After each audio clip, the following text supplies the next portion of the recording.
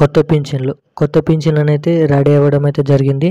So దీనికి సంబంధించిన పింఛన్లు అనేది ఎప్పటి నుంచి ఇస్తారో, ఈ పింఛన్లు అనేది ఎవరికైతే పెంచి ఇస్తారో, కుటుంబంలో ఇద్దరికి ఇస్తారా లేకపోతే ఒక్కరికి పెంచి ఇస్తారా, మహిళలకు 2500 ఎప్పటి నుంచి ఇస్తారు, దీనికి సంబంధించిన ఎంత ఏజ్ ఉండాలి, దాని పూర్తి వివరాలు అనేది ఈ వీడియోలోకి అయితే తెలుసుకుందాం.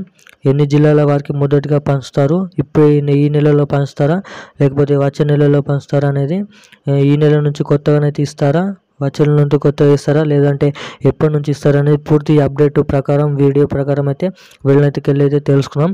సో దానికంటే ముందు మన ఛానల్ ఎవరైనా మొదటిసారిగా చూస్తున్నవారు ఉంటే ఖచ్చితంగా అయితే మన ఛానల్ అయితే సబ్స్క్రైబ్ చేసుకోండి. పింఛన్లకు సంబంధించిన లేటెస్ట్ న్యూస్ ప్రకారం మనమైతే వీడియోలు అయితే చేస్తాం. దానికి సంబంధించిన అప్డేట్ ప్రకారం అయితే ఖచ్చితంగా అయితే ఛానల్ అయితే సబ్స్క్రైబ్ చేసుకోండి. ఈ వీడియో అనేది మీ బంధుమిత్రులకైతే షేర్ చేయండి.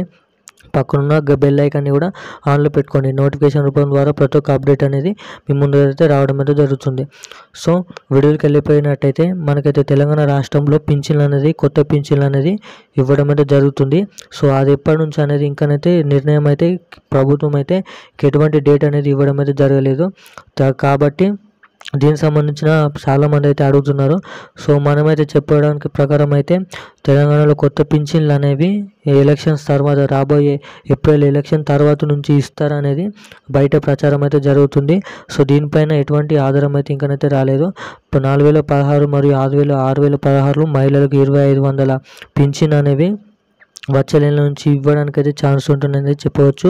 సో జనవరి పింఛని అనేది ఫిబ్రవరిలో ఎండింగ్లోనైతే ఇవ్వడానికి అయితే ఛాన్స్ ఉంటుంది. సో ఇప్పుడున్న అప్డేట్ అయితే ఇది.